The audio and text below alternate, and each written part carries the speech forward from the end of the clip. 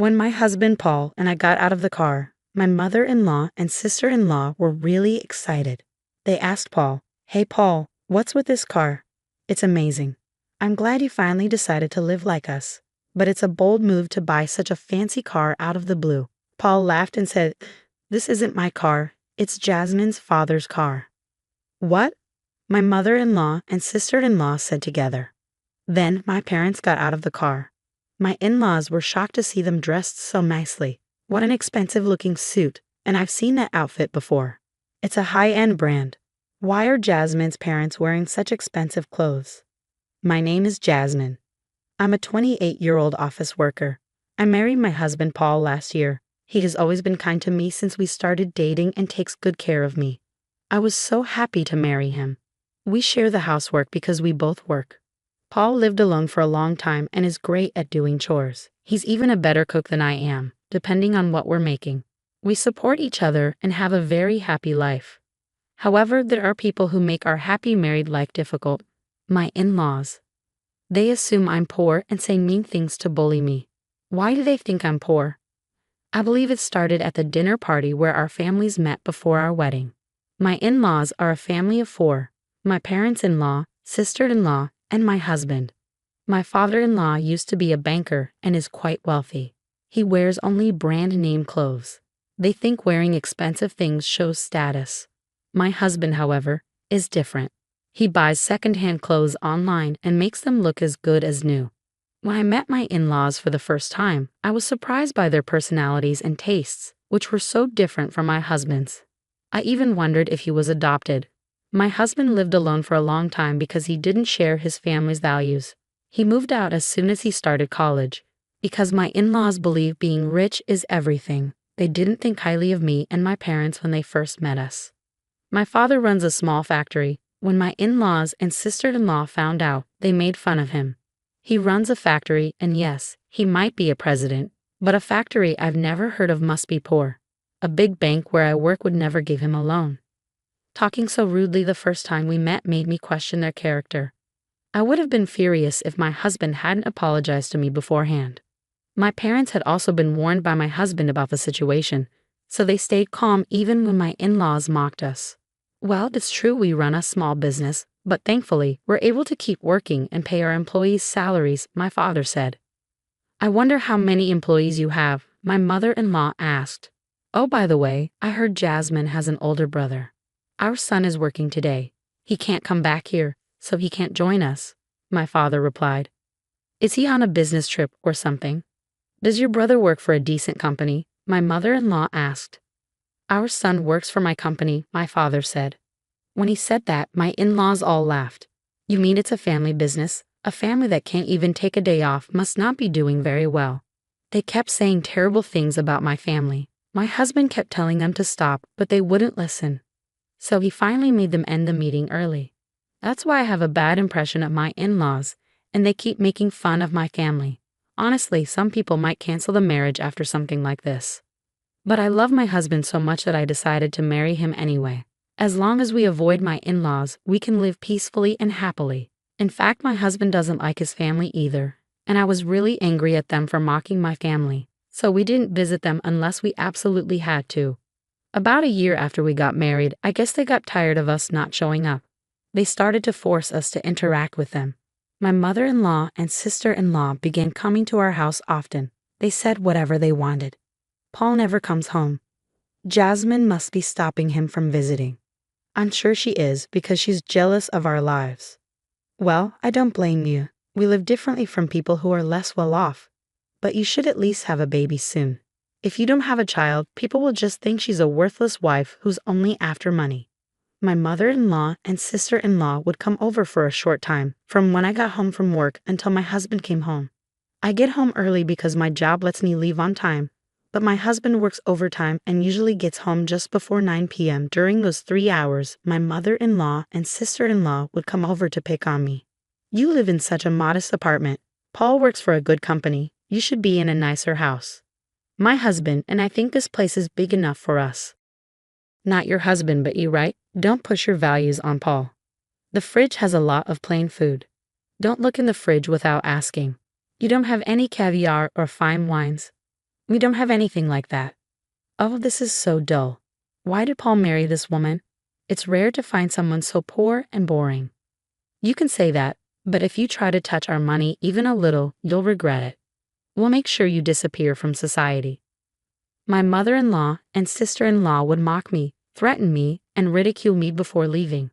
I talked to my husband about it, and he would scold them, but they kept coming over without any remorse. They would even show up at my apartment when I came home. I felt depressed every time I had to go home. How could they not get tired of bothering me? Despite everything, my mother-in-law and sister-in-law kept trying to belittle me. I had a mental breakdown. I started spending time at a cafe until my husband finished work, and then I would go home with him.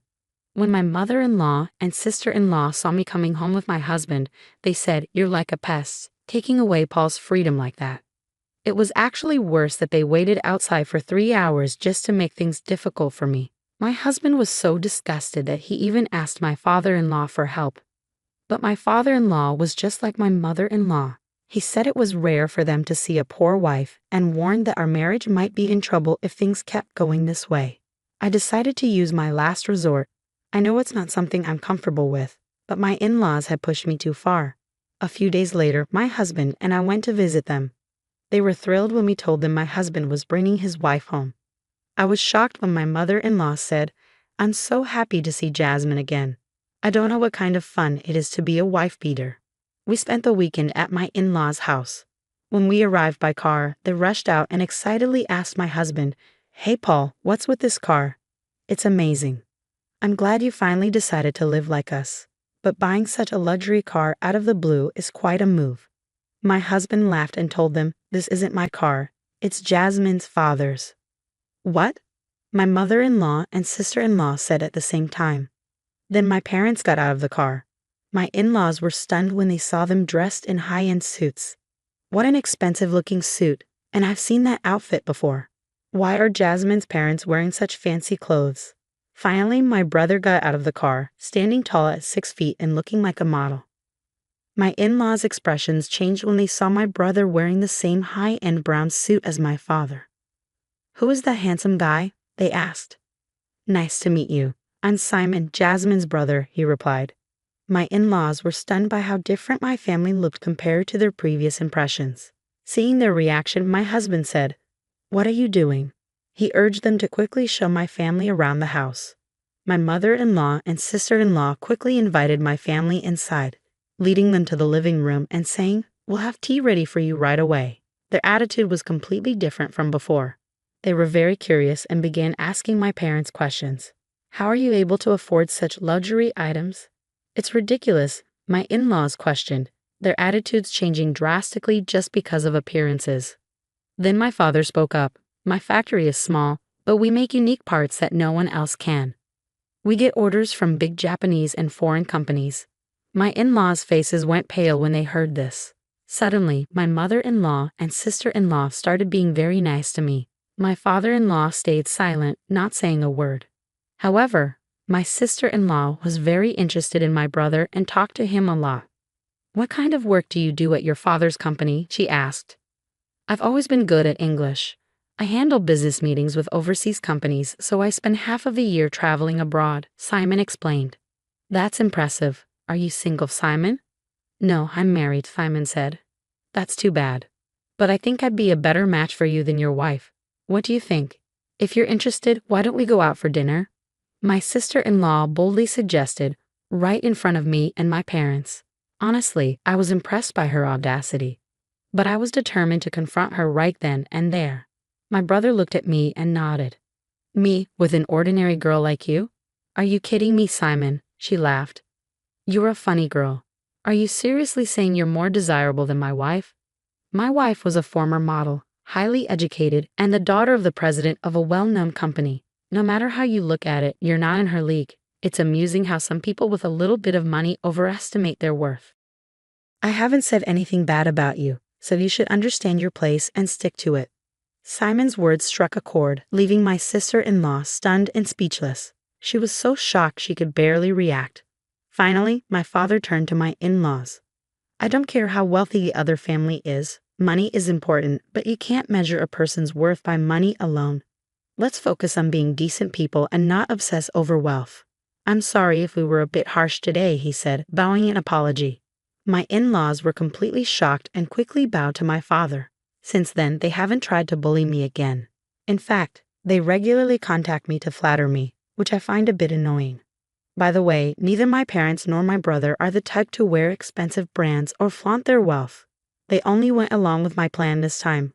My father prefers to wear an old, inexpensive suit and isn't interested in luxury items. My brother is very kind and doesn't make fun of people, which is why his wife's father respects him so much. He even asked my brother to take over the company because he believes he's a better heir than his own eldest son. I'm sorry for putting my family through something they weren't used to.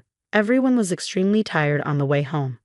But now I've been able to return to a peaceful married life with my husband. I haven't visited my in-laws since then, but my husband goes to see them at least during Thanksgiving and Christmas. After that event, my in-laws have changed their behavior. They no longer brag about their wealth like they used to. My husband even says he feels more comfortable with them now. I'm not sure if they'll revert to their old ways, but for now, I'm relieved that the issue has been resolved. I'll continue to take care of my husband and family and live with modesty. My in-laws thought they were superior, but in reality, other family members make much more money than they do. They should be embarrassed about how they acted. I feel small if I kept trying to put down people who are less fortunate. I don't think people with that attitude would do such things. I'm glad you were able to stand up to your in-laws. I hope you continue to enjoy a happy life with your family.